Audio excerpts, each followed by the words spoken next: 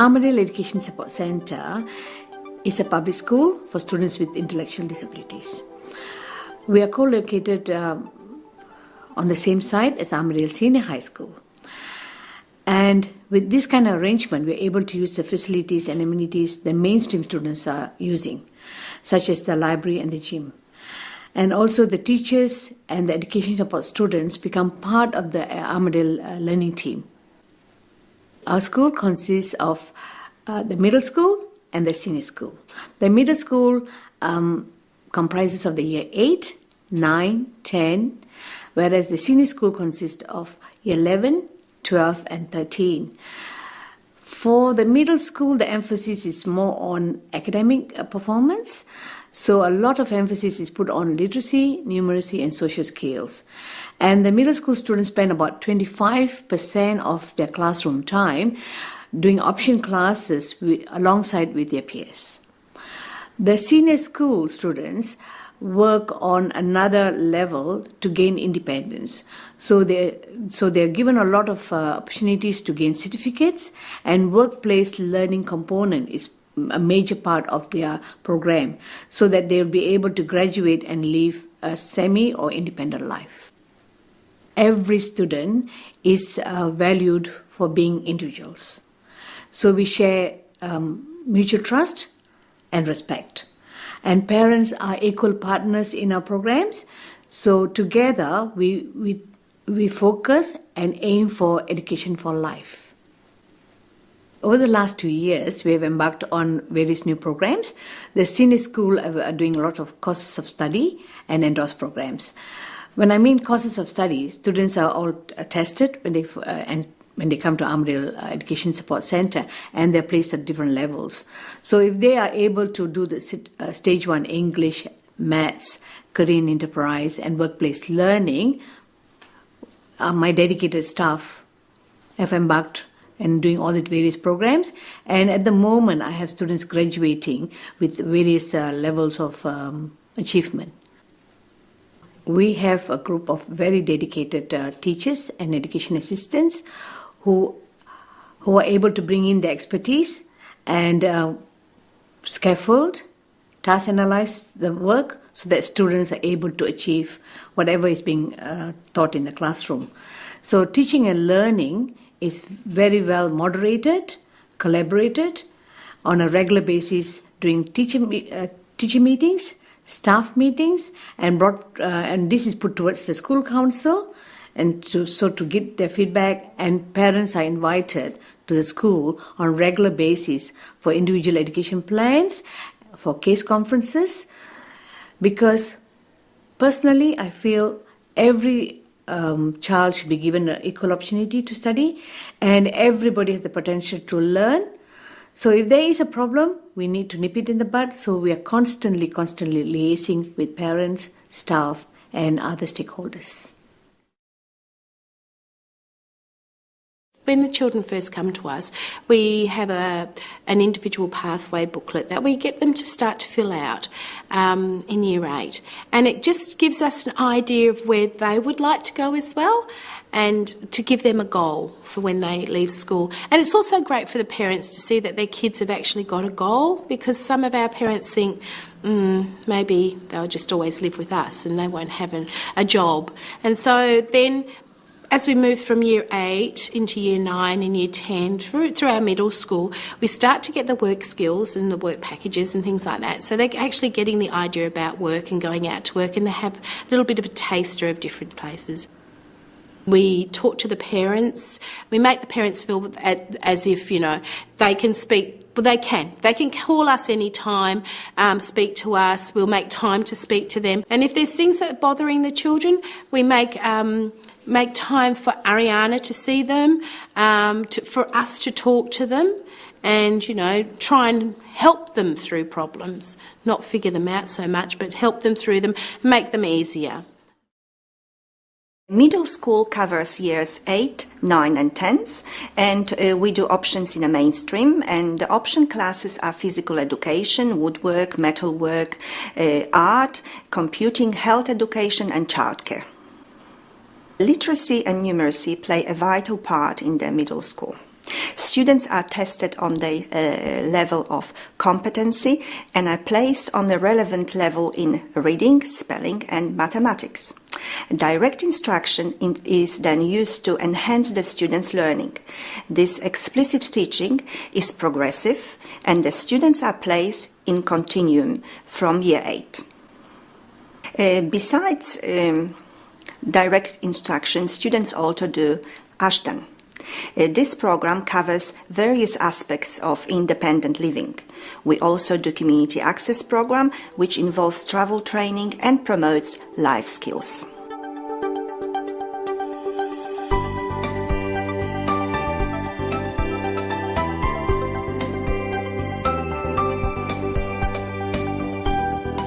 Once a week we do bushrangers, which deals with conservation of the environment and promotes teamwork.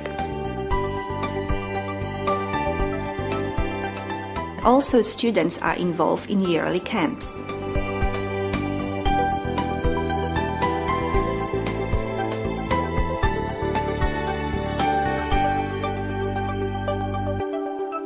In Aussie Optimism, students are reinforced with many facets of challenging needs of teenage life.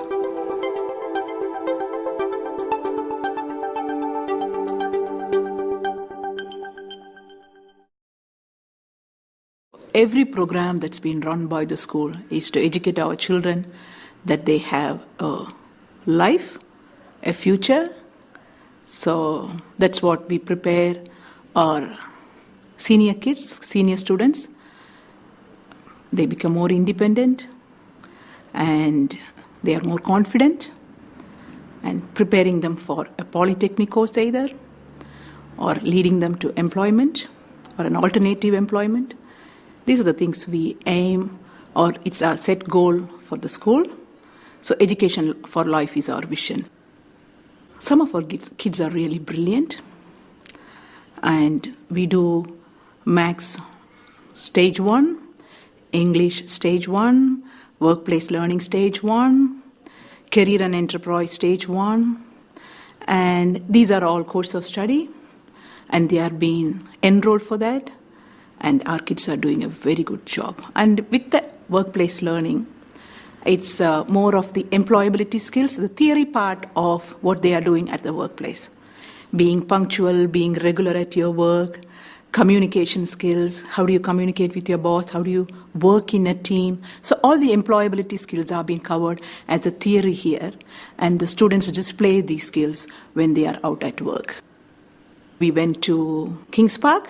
It was a Rio Tinto Naturescape program, and it's more about how to conserve the bushes, how to respect our bushes, and it was really interesting.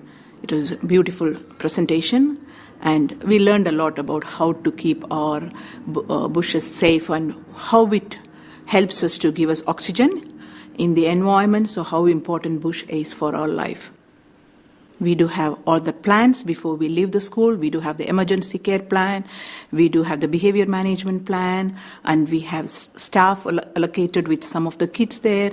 So it's all safe, fine. Yeah. So, and we travel train them when we are on buses and trains. So we do have community access programs where we train our kids to be in a public transport, so they know how to use a smart rider card and everything. So they are being prepared before we go out for all these things. Especially with the English one and the outdoor education, they go out to the mainstream and they are being integrated with the mainstream, because adaptive education for inclusive classroom is one of our aims. So we try our best that our kids go to the mainstream to do some of their courses or some of their subjects. Especially with my classroom, I have from year 10 to year 13. It's a versatile classroom with different programs running, but my students are doing extremely well, because it's very easy for me to run a program there, because they are all being individualized for our students, because this community here is being made safe and made more positive, respecting their individuality.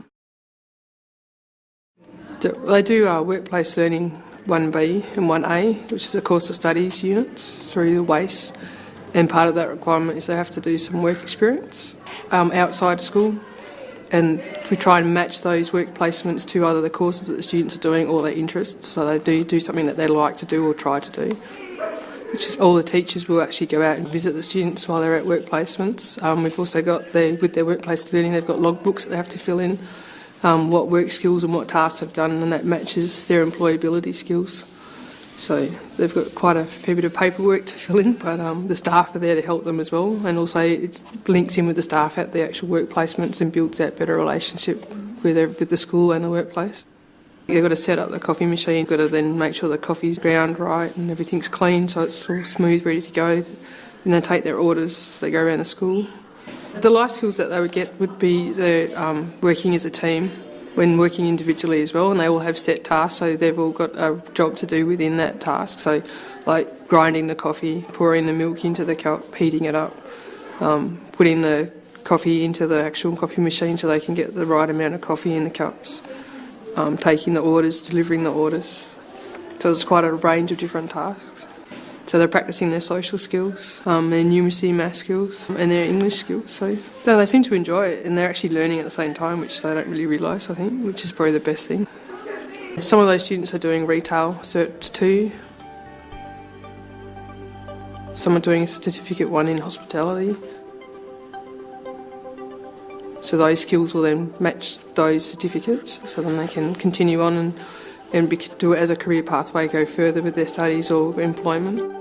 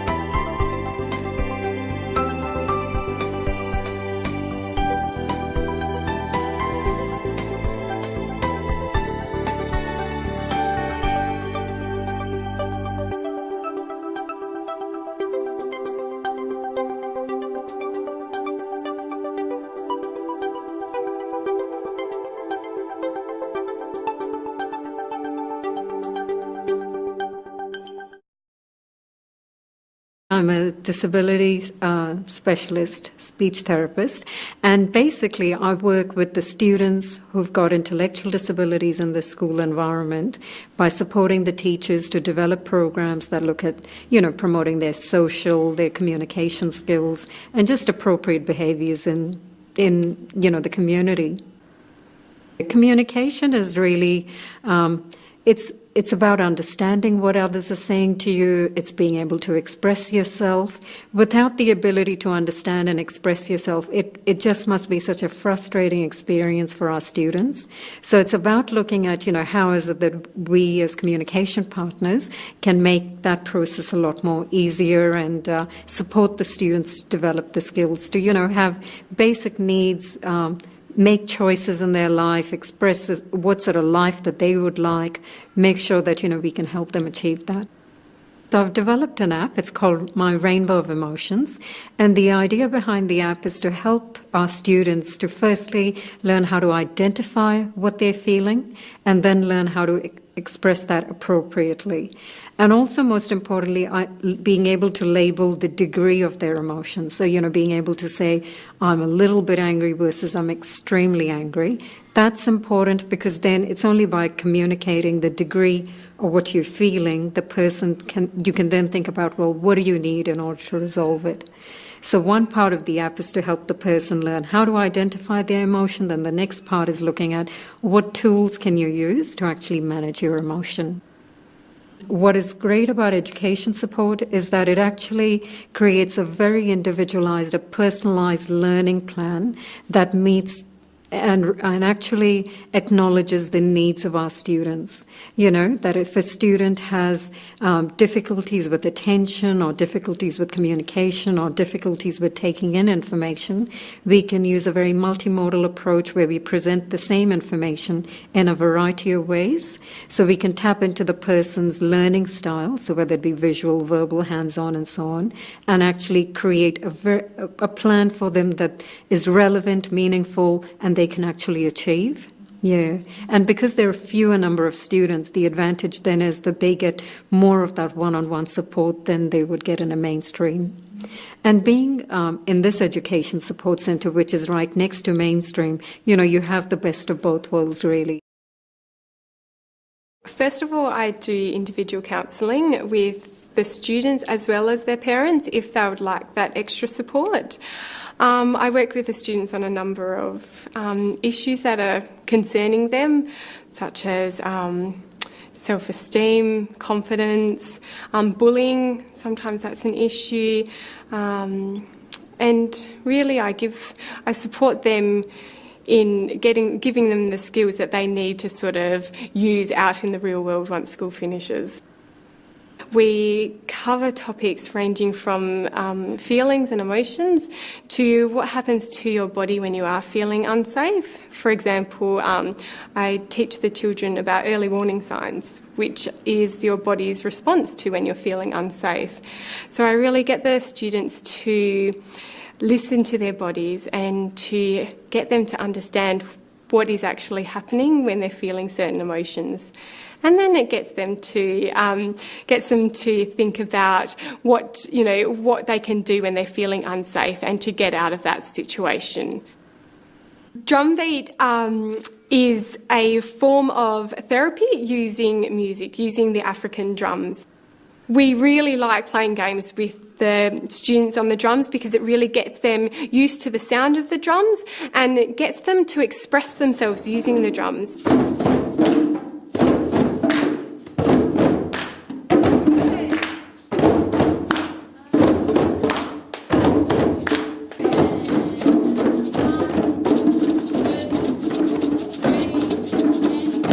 We do silly things like everyone playing something different and see how the noise kind of creates.